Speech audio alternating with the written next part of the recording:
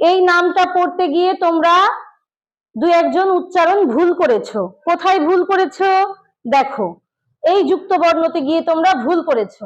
এই যুক্ত বর্ণের উচ্চারণ তোমরা তয়ে তর মতো করেছো, কিন্তু আসলে এই যুক্ত বর্ণে আছে ক এবং ত। কি আছে? ক এবং ত। এই যে কয়ে ত, এইভাবেও লেখা যায়, এইভাবেও লেখা যায়, কিন্তু তোমরা এই তয়ে তর উচ্চারণটা করেছো। তয়ে ততে আছে হচ্ছে ত এবং ত, আর এইটাতে আছে ক এবং ত। এক জায়গায় দেখতে পার্থক্য আছে, সেটা হলো এই যে এইটা ক এবং ততে এইটা আছে, মনে থাকবে? তয়ে ততে কিন্তু এইখানে কিছু নেই।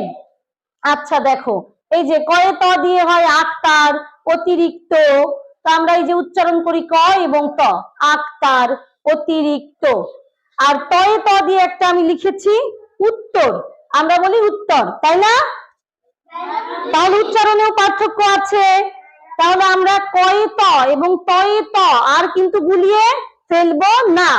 আর এই কয়ে ত এইভাবেও লেখা যায়, এইভাবেও লেখা যায়।